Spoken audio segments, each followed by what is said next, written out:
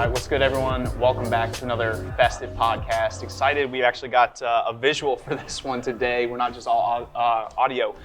Sitting down here at the Qreate coffee shop with Quay Hu. Can you go ahead and introduce yourself to our audience here, anyone who might not know who you are? My name is Quay. Go by Around Q on Instagram. I'm a photographer, commercial photographer, travel, lifestyle. I do a little bit of everything.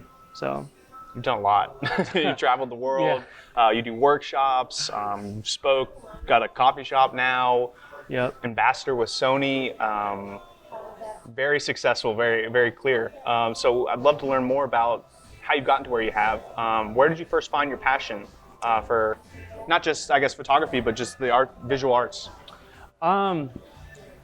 It probably started back in high school. I was in a TV production class, and I realized, I just liked doing hands-on stuff. I liked, being on front of the camera. I liked working with cameras itself. I won a couple art awards, so I used to draw as well. Okay, I can't draw worth shit now, but back in the day, I used to do it a lot, and that's where I kind of I liked it, but you don't really know what the hell is going on when you're growing up and you're 18 years old. You should kind of trying to figure it out, So that's where I would say my first love for just the arts in general.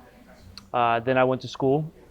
Being of Chinese descent, my parents were like, "You grow up, you be doctor, you be doctor." And I was like, "Yes, mom, I'll be a doctor, whatever you say." So it's I actually went to school and I wanted to get into programming and engineering.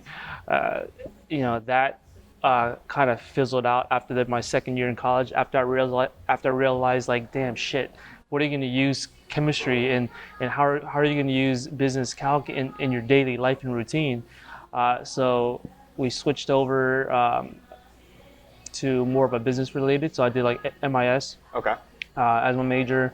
I would have focused in design because I knew that's something I really wanted to do.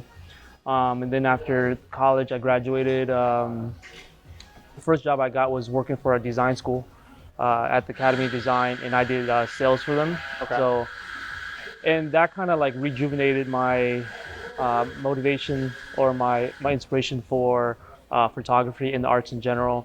And I used to kind of walk around the hallways and really admire some of the students' work. And that kind of helped boosted my creative side.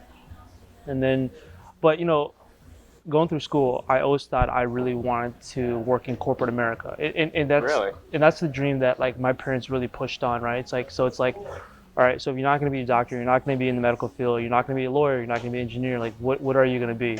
So the next best thing is be basically working in corporate and being a high-level manager. Yeah, exactly. Yeah. And that's exactly what my original goal was, to become a high-level exec.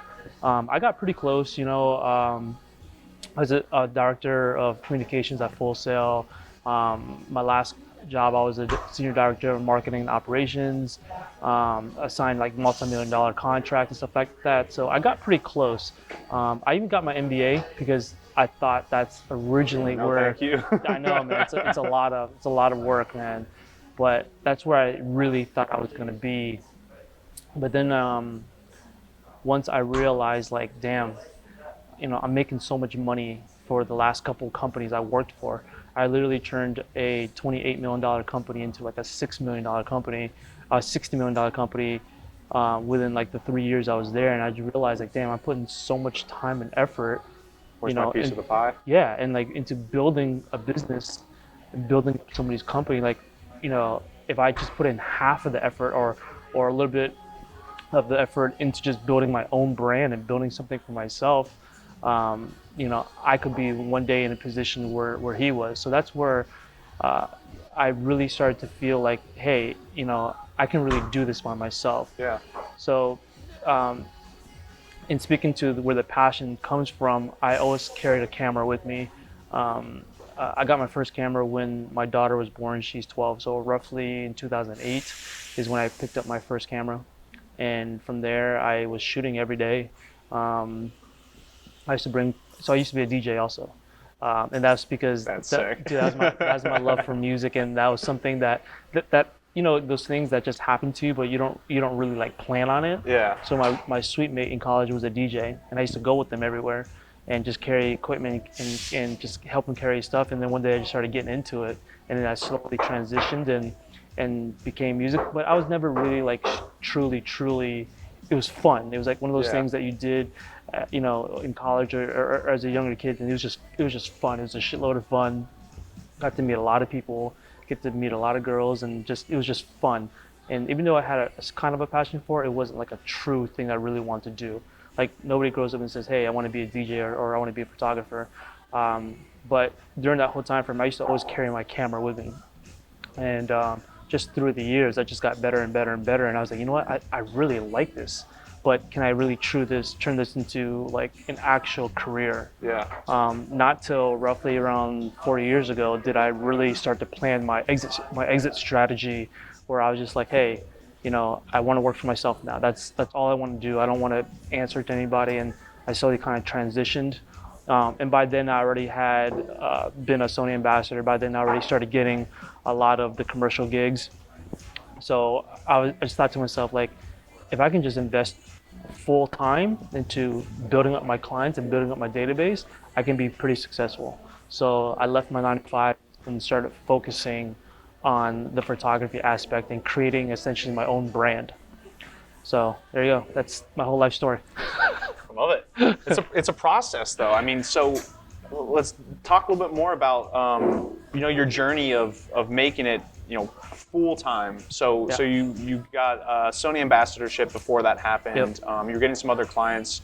Let's just talk more about that process. Like, how did you go about acquiring clients and getting this ambassadorship when you maybe didn't have, you know, a huge name or brand leverage to kind of win that stuff over?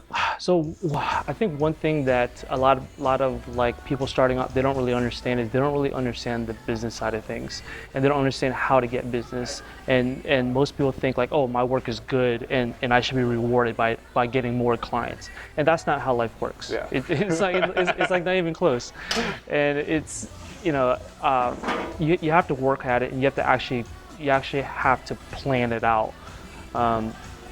To a point where I was planning my exit strategy, and that's what I wanted to do. So because I'm a big supporter for education. So I learned a lot when I got my MBA, and I figured out, okay, this is what I need to do. I ran multi-million-dollar companies, and this is how I need to structure my business, and this is how I should go after and get my clients.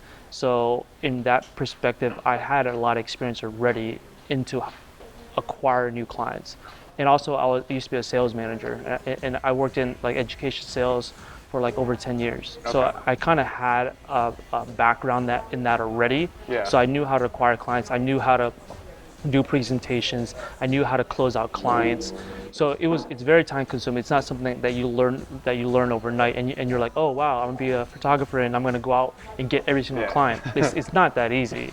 No. And it's, you know, you may talk to 10 people and you may get one client. You may talk to 100 people and you may only get one client. Like in sales, like the closing percentage or the conversion percentage is like 3%, and that's considered like a pretty good from lead to close.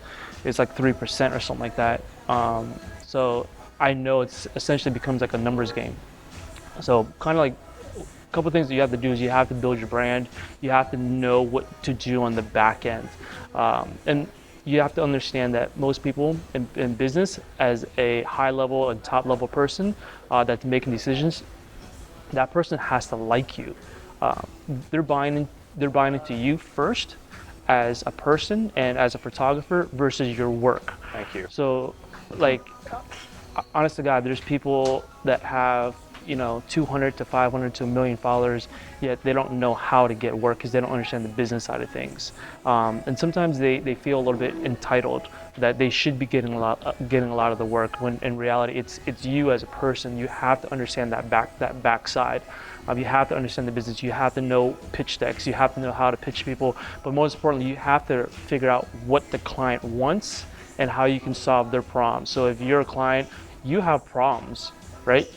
Not you particularly, but the company has issues. Yeah. So how is my photography, how are my products going to help and solve this person's issues? And you have to approach it from a psychological perspective as well. Sometimes it's really not about the work, but how can you help them get to their goal? So you essentially become like a problem solver. Yeah, absolutely. I mean, I'm really happy you said that, because I think that's like a huge misconception that's just out there right now as a result of social media. I think is a big role of that. That people think you can just have incredible work and you get tons of gigs, but at the end of the day, I mean, there are so many people nowadays that can do incredible work. You're kind of just one in the numbers, and so I think the biggest way on how you win clients and stand apart, is your personality, is bringing that personal brand out, and that's what's really going to resonate with different companies or individuals that hire you. It's like there's a bunch of photographers and videographers that come through the shop, and some of these guys, they're not big on social, but they work full time, and some of these people have been working full time for 10 years, and it's like these platforms, IG wasn't even around 10 years ago, so what were these people doing to get work? They were out there hustling. They were out there meeting people. They were meeting business owners. They were networking. They were networking with marketing directors, and they were attending conferences and handing out business cards. A lot of that old school traditional stuff still works. Like handing out a business card. Like if you meet somebody, whenever I get a business card, I usually email them right away and say, hey, thanks for meeting with me. We had a nice conversation, and you send a follow-up email. There's a lot of small things that people have to do that they don't do in order to get that client. It's also when you meet somebody, chances are that person is probably going to meet 50 to 100 people that month, if not more or less, right? It's like how do you stand out? How is that marketing director going to remember you and who you are? Is it going to be your business card? Is it going to be your personality? Is it going to be your follow-up? Majority of the time is if you have a client and you don't hear from them, majority of the time people aren't even following up with that email. Usually I send about 2 or 3 follow-up emails to make sure that, hey, they're no longer interested, or they're still interested, but they had to kind of put the project back. Being organized too is, do you set yourself reminders of when to call people back, or when to email people back, or when to follow up? Or just to stay in touch. Just to say hi. There's some clients, I've made the mistake of, I've done work with clients, had like a great project, loved it, and then I never reached out to them to see if they needed more work or anything I could help out with, and all of a sudden, they don't need me anymore. They've got someone else that they've got on retainer, and you lose a client. So definitely have been there before, So you said a really important word, retainer, is I learned this in my first year of doing work. I noticed I was doing a bunch of work for a bunch of brands, but sometimes these brands, sometimes they reuse over again, but sometimes they don't, because there's so many people in their network that essentially that they can use. So after that first year, I was like, man, these really large brands, they have so many options. It's like, how can I work with a brand that doesn't have that many options, and how can I make me the go-to person? So presenting packages with retainers is a huge thing for me. 3, 6, 9, and 1 year deals. Like, why are you going to take $5,000 for one campaign when you can take $10,000 for 3 campaigns, right?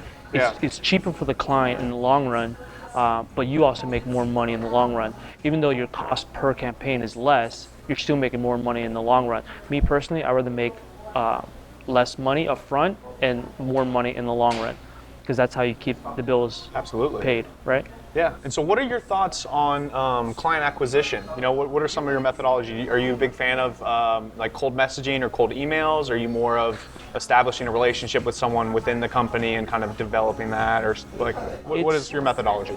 For me, it's always about building that connection. It's always, getting to know that person, the person's name, understanding who they are. Perfect example is, I get hit up on, now that I've been a business owner for the last 6 months, essentially, people message me all the time, but they don't ever take the time to say, hey, what's up? Like, hey, I noticed you just opened this, it's a great concept. It's always instantly, they try to sell you something up front right away. And a lot of people don't like that, and it's like, dude, I don't even know you. I don't know who you are. And here you are trying to pitch me this $2,000, $3,000, $4,000 package that I don't even know if it's going to affect my business, He's like, they don't know how to slow play it, where they just kind of like slowly slide things in here, slide things here, Can't be slide things patient. here. No, it's a lot. They're not as patient. So client acquisition, just really network and try to understand your clients and meet people. Like meet people every day. I literally have my business cards on me all the time, and I hand out business cards, and also on my phone I have my V card set up. So I literally have my email, I have my address, I have my social media channels, I have my phone number, I have multiple emails on there. And then if somebody says, oh, hey, what's your contact information? I literally just share my contact information straight to the phone and text it to them.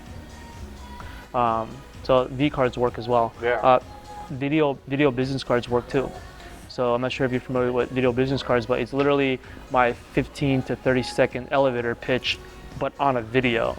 And I literally text them the video of who I am. Yeah. So video business cards work too. Right on. Yeah. Very cool. So networking obviously is a huge thing. How do you go about networking? I know you mentioned just constantly trying to meet new people, and I think obviously this space presents a good opportunity for that. Yes. But what would you recommend for anyone just trying to get started? They're just dabbling in their career as photography. Where do you go? Like, how do you connect with these people that is going to benefit you and help you build a lasting business? So I go to all the local marketing meetings. Why do I go to all the marketing meetings? Because all the marketing directors from all the businesses are there. So I go and I attend them, and I introduce myself to them. So that's how you meet a bunch of them, is go to networking meetings. Some you have to pay for, some are free, some are worth it, some aren't worth it. It's up to you to kind of figure out which ones are worth it and which ones aren't. But yeah, also conferences, like attend conferences that are in your niche.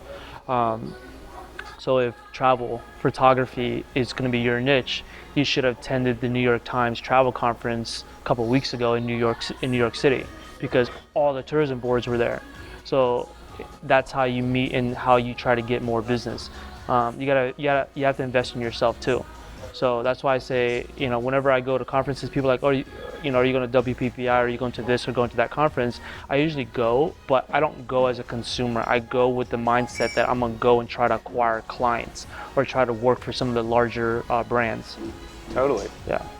And so I guess what with anyone who's, again, like just starting out and developing a network, right? So how do you leverage people that aren't necessarily business entities in your network? Like, how do you utilize, or can you utilize other photographers or graphic designers? How do you implement or, kind of develop a team, that can benefit each other in a business? That's like, essentially that's mainly why I created this shop. Is I wanted to be very community focused. But go to photo meets, go to meetups, go to photography related events.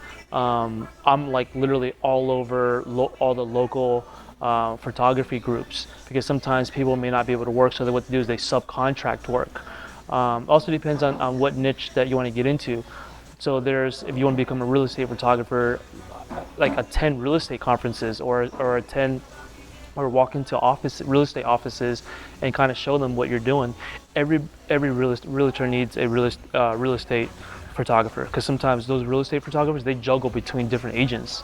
So that's an opportunity to say, hey, look, if your agent is not available, you can hire me. Here's my information. This is my work.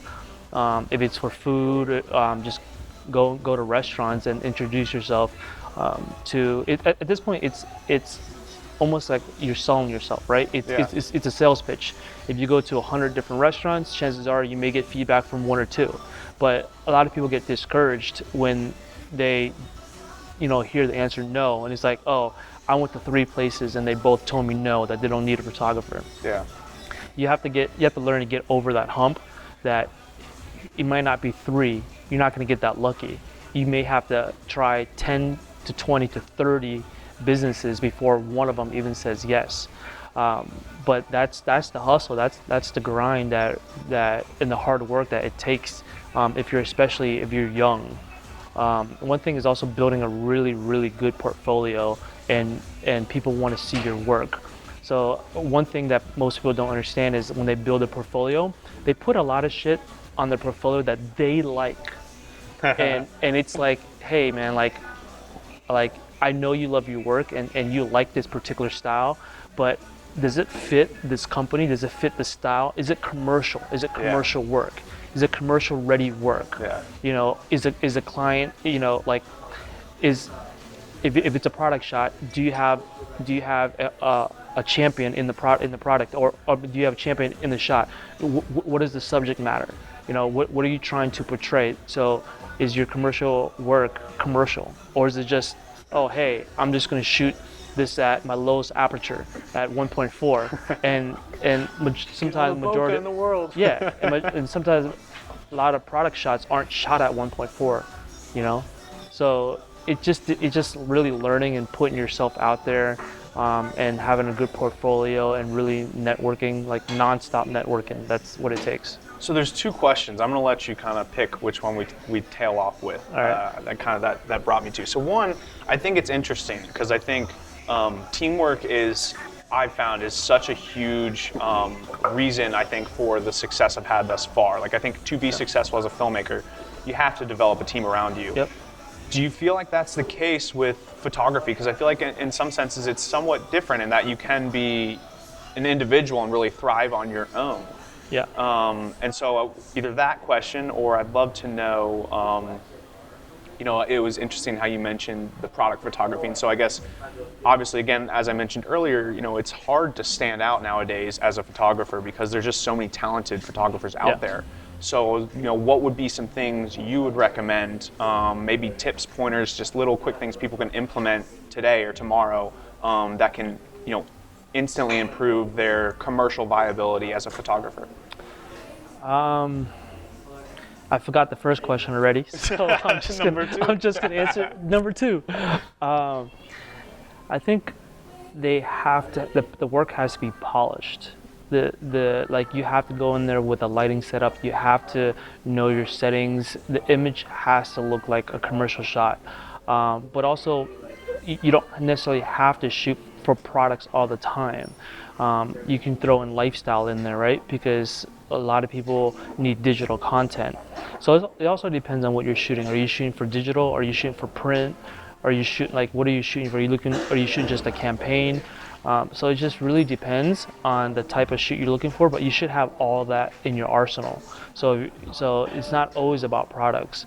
It's always lifestyle. So try to shoot all of it. If you're shooting, let's just say, you know, this beanbag, you know, you have the product, but you also have lifestyle. You have somebody like drinking coffee. You can organically slide this, you know, coffee bag somewhere in the picture, but you're also creating lifestyle images. So I would say, you know, create a variety of images that particularly relate to the product.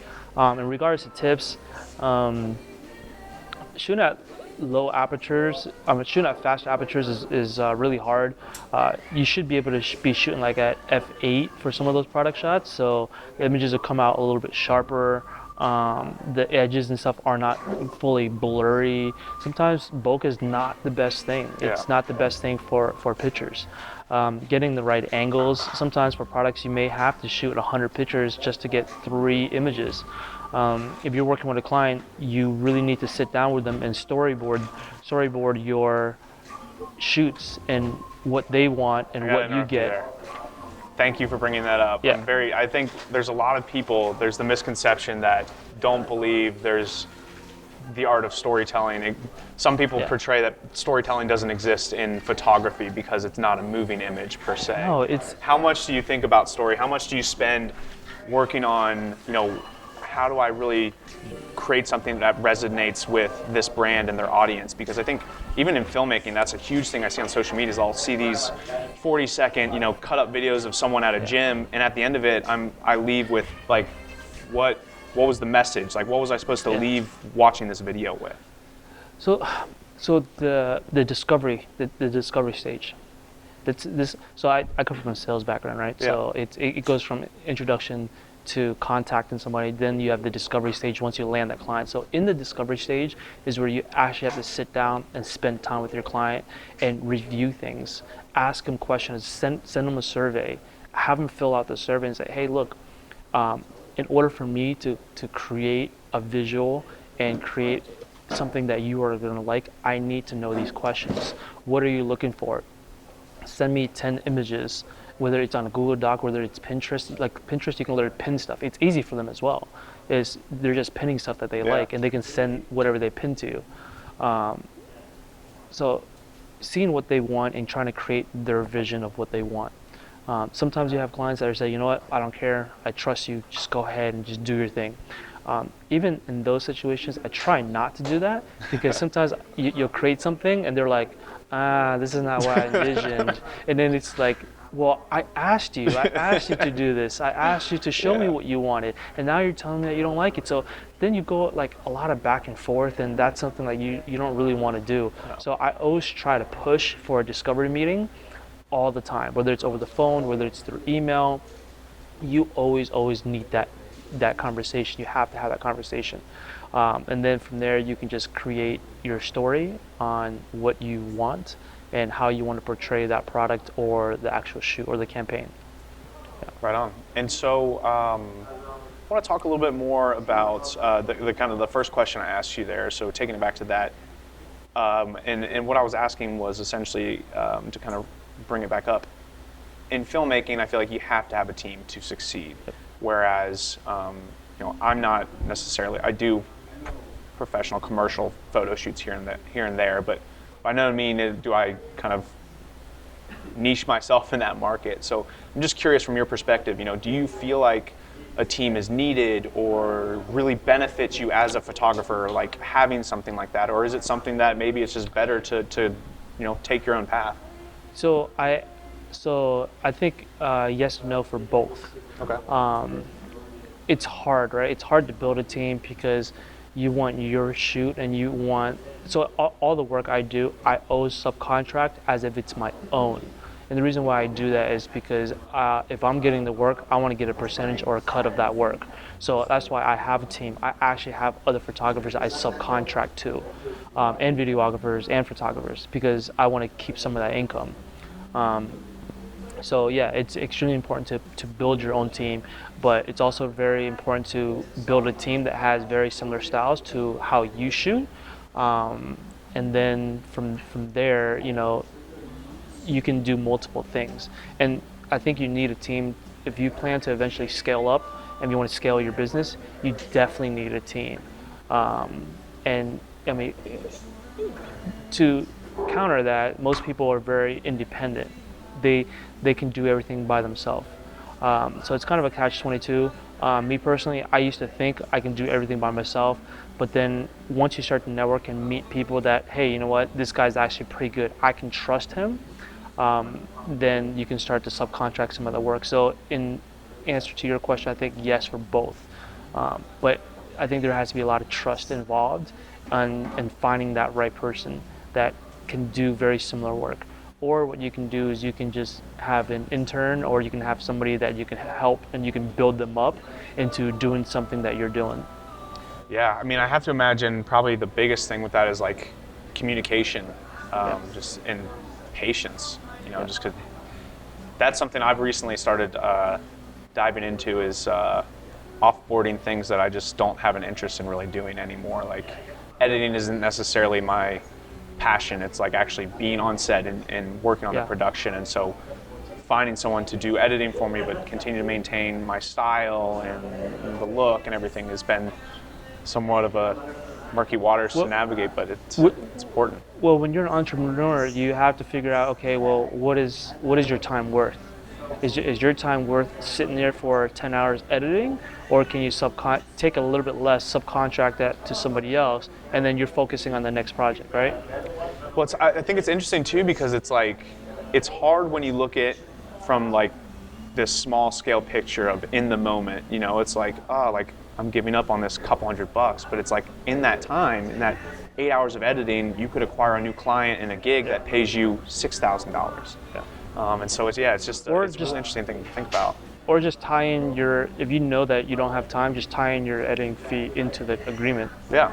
You can do that as well. So. And so, in developing your team, is that in part just because obviously you've got a family, and so time needs to be spent there. But is it in a sense also working towards maybe like an exit strategy from being, I guess like you'll always be the face of your brand, but are you planning to kind of continually take steps back from photography and just really focus on passion work and stuff? Or So here's the thing is my long-term plan is to build a content creation company, and that's so because I've acquired so much business sense and business knowledge. I feel like I'm still a good operations and a business manager. Eventually, I see myself in more of a creative director role, or art direction, or any of those types of roles where I'm just managing those projects, but it's still my brand. So eventually, I would like to scale up and really develop my company, because nobody wants me personally. I always see the big picture, and I always have like bigger goals into creating.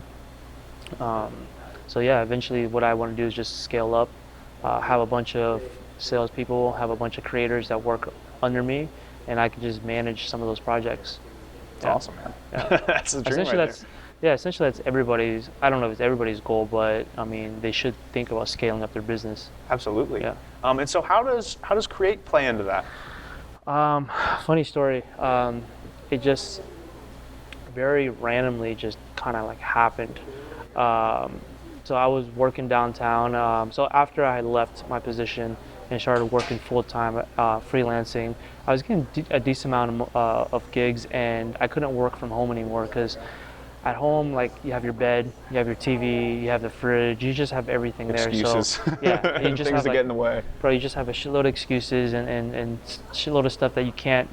That when you're at home, you're too comfortable, and you don't really focus. So I was working out of a law firm and sharing office space there. But sometimes I was never in that office space.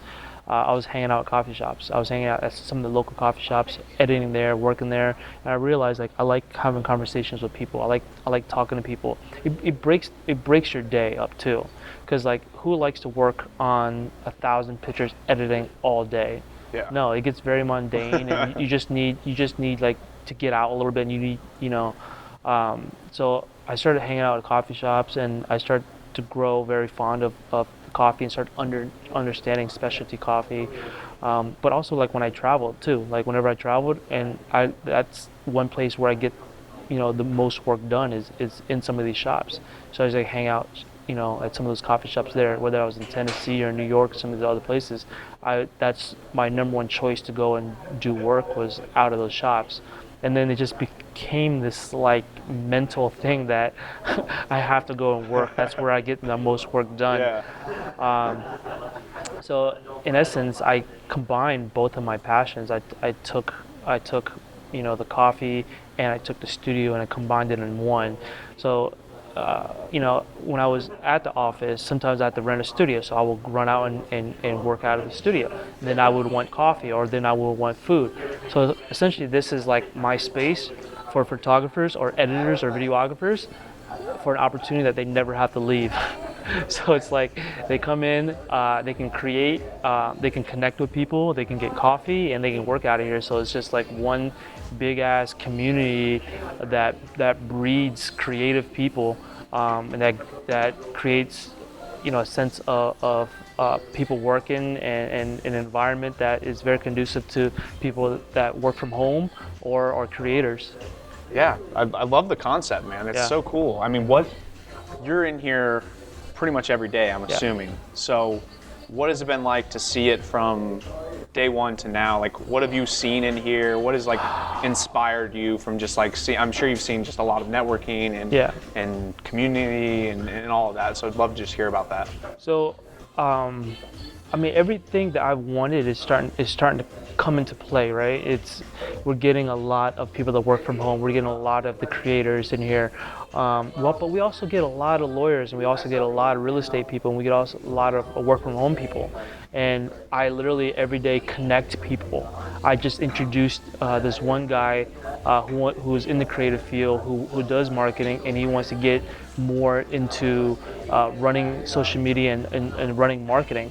And this guy who's a realtor, they're looking for marketing people, so I just pretty much connected them. So I've made those introductions and connected people within the community that need people. We have a big ass community board where people can pin their business cards up in the front. So if you need like a creator, if you need people, or sometimes I referred out a lot of business as well. But at the same time, I'm still in the creative field, so I still do a lot of the work. So if I'm not traveling or if I'm not working on my own projects, I'm here, helping building this business as well. So if I'm here basically every single day. Well, you're gonna be the plug now. I mean, Yeah. that's that's one of the biggest things too. Taking it back to networking is like how you mentioned, just always sending like follow-ups and stuff. Just having a name or being that guy that knows someone that you can like if someone's got an issue, you can connect them with someone. If you can't handle it, you can connect them with someone who can. Yeah. That does huge things for your network and getting that business coming back. There's tons of marketers in here, that people that run their own market agencies or freelancers. I literally get a lot of people that are looking for somebody that is doing SEO, or looking for a graphic designer, or looking for photographers. Some of the stuff I don't do. I don't do SEO. I don't do I do some of the design, but I don't do all of it. I can't do all of it. Yeah. So I just subcontract a lot of that stuff out, or I make the introduction. So it's everything that I thought it was going to be, and a little bit more. From the business side of things, because I'm not too new to food. I have a good understanding of food, so my parents used to own a Chinese restaurant, right? Typical. Okay. I'm Chinese. That's what we do. We run Chinese restaurants.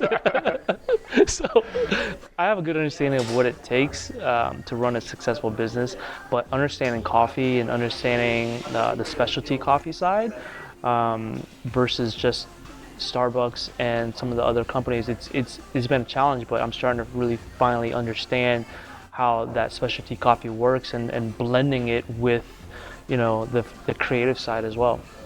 But go ahead. Sorry. But also vice versa, right? Sometimes my baristas, they keep me in check, and it's like, hey, look, we should be doing this and that with our coffee. Our cold brew, we finally, we started roasting our own beans. We developed these beans in our own flavors because that's what our baristas wanted to do. We wanted to create our own brand of coffee.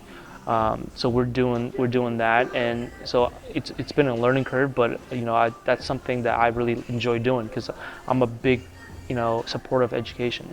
So coffee and the creative side, and it's all coming together. Yeah, so it sounds like you allow your employees to have quite a bit of say in the business and development. Why? What's the choice behind that? So the thing is that I hired some very experienced baristas. They know a lot about coffee. So I know a lot on the marketing side, and I know a lot on the creativity side. So I give them a lot of control. So like a bunch of the drinks, it was their idea. They're the ones that crafted those drinks. I want to be able to give them the freedom to create their own drinks as well. Because in specialty coffee, to me, I feel like, if you just want regular coffee, you can go anywhere. There's tons and tons of places that serve just regular coffee, espressos, lattes and cappuccinos and whatever. But I really wanted to focus on the craft side of coffee. I'm drinking like nitro and Coke right now. I think that's a great drink. I've had this at a couple places in Tennessee and New York. So that kind of I really enjoyed that drink, and that kind of gave me an idea, like, why aren't we doing more with coffee? Why does coffee have to be so traditional? So like a lot of places like Craft and Common and Vesper that do their own craft coffee, I truly enjoy those drinks, because it takes time. It takes time to really truly understand coffee and the beans and the flavors that are in coffee and what mixes really well with those drinks. Yeah. So, that's why I give them so much creativity, because it's like, we also want to be different. If people wanted coffee, they can, go to Dunkin' or McDonald's or, Starbucks or any of those places. But we truly want to create an experience, Love it. Yeah. a drink that they like. Oh, I never had that before. I want to try. I want to try more drinks. So that's essentially our niche and what we go for. We go for people that are not afraid, that want to be different, that want to try different things, but also like traditional coffees as well. So that's why we have the pour overs. We have different origins and coffees from different countries, because we're also very heavy into the specialty coffee side as well, just as much as the craft side. So we have pour overs. We just bought a siphon. So we have a couple different types of coffee. Yeah, I probably didn't understand half the things you were saying there, but it sounds exciting. So, yeah, man, I love the concept, love the idea, love the shop. What, after your experience having opened here for the past couple months, what has been your biggest learning experience? I guess, from an operational standpoint, because, obviously, I think having employees is quite different from subcontracting. And then also just, I guess, overall, like maybe things you thought were going to work in a certain way, or like how they would operate. And then 2 months in, you're like, whoa, we're doing this all wrong. Like, what so I'll give you a perfect example. This one, I think my baristas for. I think they did a good job of kind of putting me in check. So I originally wanted to just do to-go cups, because I felt like, I don't want to clean dishes. I want to maximize this space specifically for studio and creativity. I don't want them cleaning dishes. But first thing they said to me was like, we need latte cups, we need cappuccino cups, we need cortado cups, because it's an experience. People come here and drink the coffee, and they want the pretty latte art, and they want that experience. They want that pretty latte art so they can take a picture of it or whatever. Yeah. And to me, I was just trying to make their life easier by putting everything in a to-go cup. Starbucks does it.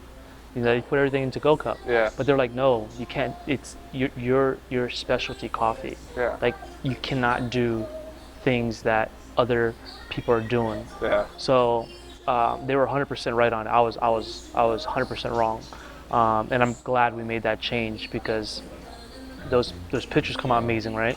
The art comes out amazing. Yeah. Like they are creators too, and they are a craft. They are a creator in their craft as well. So that's probably like one of some of the mistakes I've made. Some of the location originally thought was pretty good, but I thought people would come down the street, but it's a little bit hidden. So I chose Mills and 50 because it's an extremely high traffic area. But we're also off from the cut. So I had to, I didn't have signage when I first started, so I had to get signage. I thought I could just live off of social media and promote off of social. And that wasn't the case. I literally had to go and buy and purchase and design signs that kind of tell them where to get coffee. Mm-hmm. That's why I have that big ass banner outside that literally says coffee. Yeah. To kind of bring people in here. So that's, some mistakes I made as well too. What other things are you doing to, I guess, help aid in that? Or like, is that like a big issue you're still facing now that you've been open for a couple months with the location? I'm a very data-driven person. I don't like to make impulse decisions. I like to read data. So I read all our sales reports, I read all the data, and right now we're getting a lot of return customers, which means that they are enjoying the experience and they're coming back. What we have a hard time doing is getting new customers in. And that could be because we're fairly new. That could be because we're not in a high traffic location. So essentially now we're more of a destination location. So I spend a lot of time on social, like a lot of time, whether it's videos, whether it's creating images, because that's where I know I can bring people in is through social and through ads and advertising. How have the community events been helping you? Dude, the community events have been really, really good. So we try to put on for both sides. I try not to put that much emphasis just on photography, because that's just a part of what we do. Mm-hmm. we also cater to the coffee community as well. So we've had coffee education and cupping events where people just come in and learn about coffee. We had what's called like a throwdown, which is a latte art competition, and that day we had like over 150 people in here, all in one night, and it was just like it was like fucking bananas. Those things are crazy. Yeah. I went to one at Foxtail once. It was wild. And then we also had photo walks. We also have photo walks, and we also have every first Tuesday we're doing a creative networking event. So every first Tuesday of the month, we just had one last month, and our topic was how to go from a hobby photographer to a full-time photographer. The next topic that we're talking on is I'm bringing a lawyer. The lawyer is going to come in and talk about intellectual property and intellectual property rights. What are your rights as a creator? So that's the next topic. But it's every first Tuesday, and it's just literally a big-ass networking event. The first event we had was like around 50 people. Got a lot of great feedback from it. So I know in March we'll probably have a bigger audience in March. And have you thought about doing any things outside of Qreate, like outside of this location, but still as Qreate? Like, have you thought about getting involved in specific Orlando events or anything like that? Yes and no. Like I want to do a lot of them, but the thing is it's my time. I don't really have a lot of time because I still got to be a full-time dad, right? I still got to be a full-time husband. My daughter's games, so they play club soccer, and they have games on the weekends, and I like to see them play. I like watching them play. So sometimes I can't plan too many events, and sometimes I'm also driving them to their soccer games and taking them to soccer. So part of it is like I'm a full-time dad, full-time soccer dad, right, and then full-time photographer and full-time here running the space. So it's like never ending. It never stops. So in order for me to really push for a second location, it's gonna have to come with a big investment or more building a bigger team. So yeah, there's a lot. I mean, I would love to have a second location. I mean, but also looking at it is like, how well does this concept work outside of where we're at? Will this concept work in Kissimmee? Will this concept work in Sanford? Is there a big enough crowd in like East Orlando? Is there a big enough crowd, in Windermere? Because this is very niche. It's not like it's not like it's just another Starbucks. Starbucks can go anywhere. They've established that name where they can go anywhere. I can't do that. I have to still figure out, is there a need in that area for me to build something there? Yeah. We want to put on more events. Like hopefully we can plan. We want to put on a coffee and arts festival, where it's just a big festival and it's just coffee and art and photography and creators all in one big festival. I don't think there's anything similar to that. Yeah. I think Tampa has one, and like some of the other ones, some other places have it, but there's nothing like that in Orlando. So I want to put on for like the community and really combine, like have a festival of some sort. Love it, man. Yeah. Count me in. I'll be there. Yeah. Maybe I'll hire you to film it. For sure. So you've got a lot going on. It's a hard balancing act. What do you recommend? What suggestions? What advice do you have for anyone listening and watching this for how to be more organized, how to better structure their life and balance between personal and work? So I put everything. If I'm like kind of like always looking down my phone, I put everything in my calendar, every single thing. So I know it's in my calendar, and I look through it, and I'm reminded of the events that I have. And sometimes I still don't stick to that because I'm so focused on whatever project I'm on. But being organized, I use my phone. I use reminders on my phone. I use checklists. That's how I get organized. That's how I stay on top of things, and I don't miss meetings. So I have my daughter's soccer games in there. I have the practices in there. I put your meeting in there. I have a team meeting after this, so I put that in there. So it's just staying organized and just being informed of everything that's going on. And outside of that, also, but still kind of catering towards that, with all of that, I think obviously there has to come stress and anxiety and And sometimes maybe there even comes fear. I'm sure there was fear with opening up this business. It's a huge investment. How do you manage those different things, or how do you maybe even warp them to your advantage? It's how you handle stress. For me, it was like I'm all in. Like, this is where I took out a huge savings, and I was just kind of like I'm all in on this, and I felt really passionate about this project, and I really wanted to make it work. So that's, handling stress is very difficult, because there's certain ways that you handle stress. I used to use photography as a way to handle stress. Yeah. And just kind of now it can be your stress. Yeah. But now it is my stress, because now I'm working on projects and working on stuff like that. You also got to find time to work on your own passion projects and working on your own stuff as well. I think that helps a lot, helps a ton. But you also got to take some time, like, I used to play basketball all the time, and that's something I really enjoy doing. You also got to go back to doing some of those things. I essentially lost myself like the last 3-4 years, because I was on this hard grind, and you just kind of lose focus of some of the things that's important.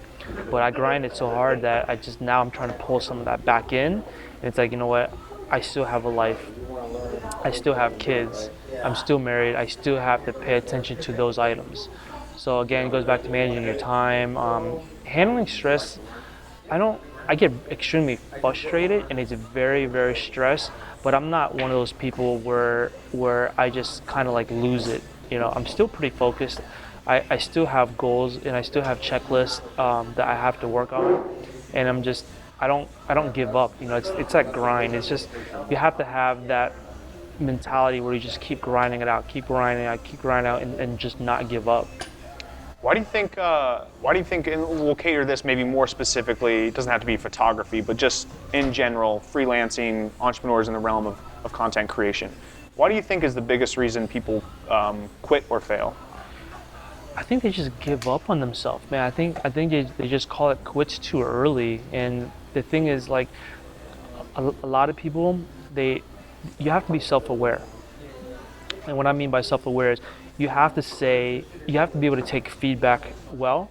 And it's like, if you're fucking up and you're not doing something that you're not supposed to be doing, and somebody calls you out on it, or you speak to a mentor and you seek advice and you seek help, and people tell you that you need to be doing X, Y, Z, you have to be self-conscious and be like, you know what? He's right. I'm not doing this. I'm not emailing people. I'm not reaching out to enough people. Like, why am I not getting the business?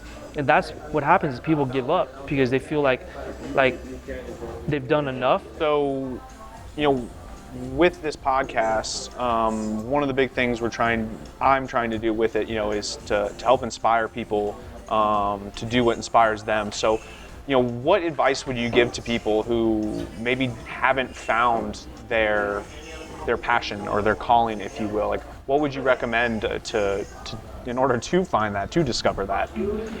It's hard, man. It's really hard, because I didn't know that I was going to be a full-time photographer. I didn't know that growing up that I was going to go and work in the business field. I literally thought I was going to be like an engineer, or I was going to be a programmer, but that changed. I think you have to kind of sit there and do a lot of self-evaluation. I personally do a lot of self-evaluation, and I'm like, okay, am I happy where I am at in my life, and what are my plans? I'm a big planner. I'm a very detail-oriented person. I'm a planner, and I'm very organized, or at least I think I am. And I try to stick to goals. I set timelines and goals, and I try to stick to those things, so I can try to get those things accomplished. Yeah.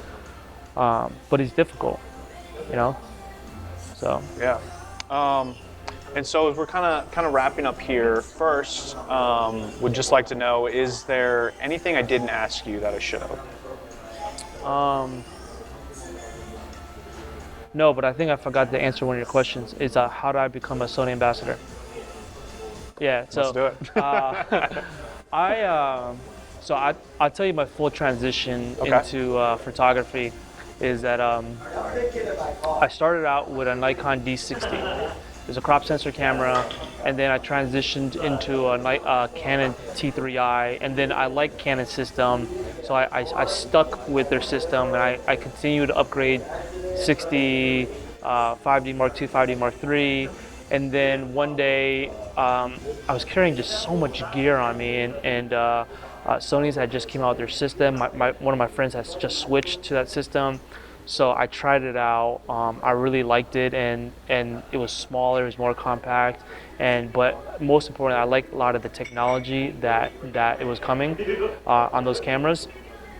And to be honest, I personally think that the live view shooting helped me become a better photographer, because all the other cameras were very laggy, and they were lagging in that department. But that's one feature that I felt like, you know what, wow, like whatever you see is what you get in the camera. Yeah. And that was one component that I truly felt like it helped me compose pictures. It helped me understand my settings a lot more. So when I made that switch, I went all in. And from there, on social, I was sharing my experiences, and my number one question at that time was like, well, what do you shoot with? Everybody kept asking, well, what do you shoot with? And it got to the point where I was just sick and tired of those questions. I would literally put my settings and how I composed the shot, and why, what features I liked in this camera that that helped me get this shot. And over time, I caught the attention of Sony Alpha, and they liked everything that I was doing. I even built some community pages based on those cameras, and I just, to be honest with you, I'm just very lucky that I was at the right place at the right time, and I just happened to produce a lot of those things that was going on. Just Preparation meets opportunity, though. Yeah, you're right, but I was doing everything because I felt that brand. I felt I really liked that brand. I really liked them, and I truly felt like their stuff was helping me become a better photographer, and I just wanted to share it. And what do most people like? Most people love education. They like to learn more, and from there I just kind of grew an audience on social, and it just kept growing and growing, and then that escalated to me building a community page. So at that time, the Sony Alpha page wasn't really active. So I was like, man, they're not even active. I really want to showcase Sony photographers, not the actual camera per se, but I really wanted to showcase the photography from the Sony perspective. So I created Sony Images, and then I developed that into a community page. So then I was essentially featuring a lot of Sony work on that page. So that's how those two pages came about. And then Sony reached out to me one day. It was like, hey, we love what you do.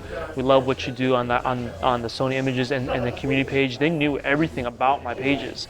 So they definitely did the research, and they're like, but we also love you as a person, and love your charisma and your personality, and we like how passionate you are about photography, and we would love for you to join our team. And that's when they had already launched their Sony Alpha program, or the Sony Alpha Imaging Collective program. And then, so essentially I was part of that second group that invited some of the people to become ambassadors. So that's how I became part of it, just natural progression of me truly being passionate about their products. It made me think of a question. So one thing I've really taken to heart over the past probably year and a half is really focusing on brands and businesses that I truly resonate with. Yeah. One, I think it just overall makes the process, everything a lot smoother, easier, better results for everyone.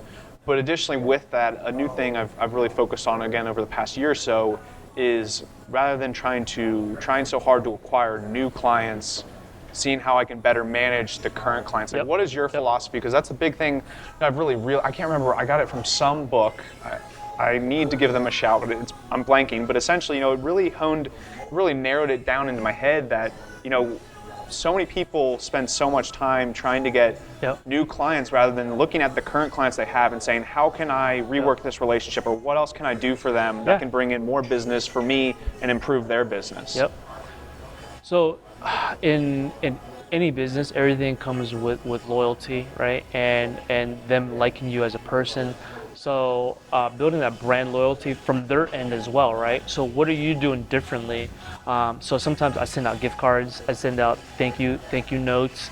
I send them, on if I have their personal number or email, I send them out, hey, Merry Christmas, Happy New Year, text as well, kind of like to kind of remind them, hey, look, I'm still here. If you need more work, I'm still here.